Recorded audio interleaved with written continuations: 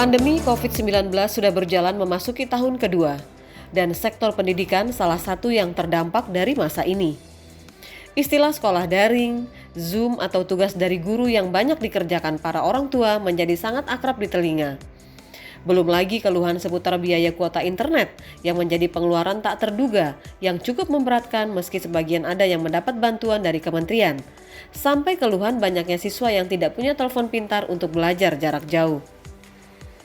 Jika harus jujur, mungkin para orang tua khususnya kaum ibu sudah jengah dengan situasi ini.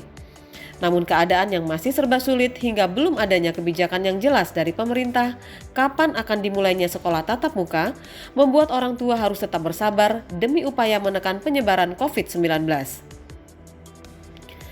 Anggota Komisi 5 DPRD Provinsi Lampung Denny Ribowo mengatakan, keluar dari zona merah serta turunnya bor di sejumlah rumah sakit rujukan penanganan COVID bukan berarti aman bagi siswa untuk sekolah tatap muka. Kesiapan pihak sekolah serta aturan yang harus diterapkan adalah juga hal yang sangat penting untuk tetap berupaya menurunkan angka warga terpapar COVID. Jadi yang pertama, yang disampaikan oleh Menteri Pendidikan itu ada benarnya juga sebetulnya kalau dia berdasarkan PPKM level 3 di situ, karena di situ kan PPKM level 3 itu kan dia boleh menyelenggarakan tatap muka dan atau dia bisa melakukan sekolah jarak jauh gitu. Kemudian di level ada kerancuan juga, ada juga yang di PPKM level 2-nya itu boleh melakukan tatap muka, tapi bagi wilayah yang zonanya masih orange dan merah itu boleh melakukan daring. Nah, di sini sebetulnya ada kesimpang siuran. Nah, tapi bagi kami Komisi 5 bahwa kita lebih setuju dengan kebijakannya Dinas Pendidikan untuk melakukan penundaan. Kenapa? Dengan alasan yang pertama, vaksinasi kita baru 50% untuk guru. Itu yang pertama. Nah, vaksinasi yang sudah 85% ini itu hanya di Kota Bandar Lampung, karena dia jumlah gurunya hanya 4.000. Nah, ini sudah hampir full nih. Nah, kemudian sementara di daerah pun belum terjangkau oleh vaksin. Kita hanya dijanjikan saja oleh pemerintah pusat itu vaksinasi. Makanya kita rendah gitu vaksin kita.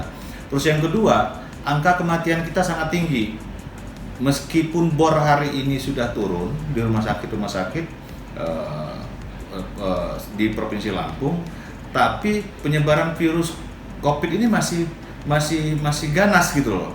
Buktinya ganas kenapa? Angka kematian kita masih tinggi per 21 Agustus kemarin. Nah, untuk itu kita dari DPR mengutamakan keselamatan masyarakat, itu yang paling utama. Hukum tertinggi di Provinsi Lampung, di negeri ini, keselamatan masyarakat itu adalah hukum yang paling tinggi. Nah, kita mengutamakan menyelamatkan masyarakat kita kan, jangan sampai anak-anak kita juga terkonfirmasi kena COVID-19. Nah, ada laporan dari Kepala Dinas Pendidikan pada waktu kita hearing bulan Juni lalu, itu menyatakan Lampung sudah siap dan akan dilakukan pelajaran tatap muka tanggal 28 Juli lalu. Tapi pas masuk bulan Juli kita mengalami ledakan COVID-19 di Provinsi Lampung, maka harus ditunda.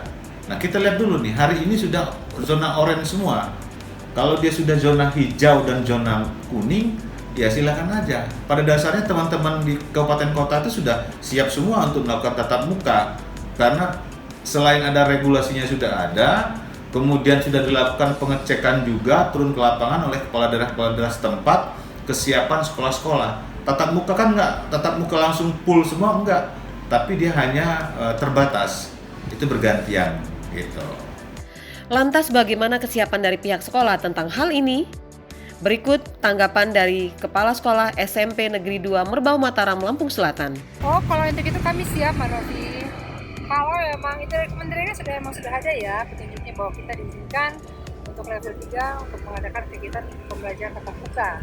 Kami siap, tapi semua itu tetap harus ada petunjuk juga dari tim COVID untuk menegaskan kembali apakah memang wilayah kami sudah layak untuk mengadakan tatap muka.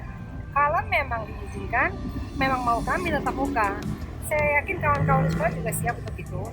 Nah, untuk ketentuan bagaimana teknis tatap muka di sekolah nanti, itu tetap kita mungkin masih berlaku sistem tatap muka terbatas, Mbak Novi ya. Jadi mungkin hanya 50% dari jumlah kelas kami giatkan untuk belajar di kelas, selebihnya kami giatkan di rumah. Tapi nanti bergantian, teknisnya bergantian ya. Untuk besok 50% siswa di sekolah, 50% lagi di rumah. Walaupun nanti akan tatap muka akan dilaksanakan secara daring maupun luring, tetap tunjuk kesehatan COVID-19 harus tetap dilaksanakan oleh siswa maupun guru pendidik di sekolah. Saya rasa begitu. Tim Liputan Rilis ID TV melaporkan.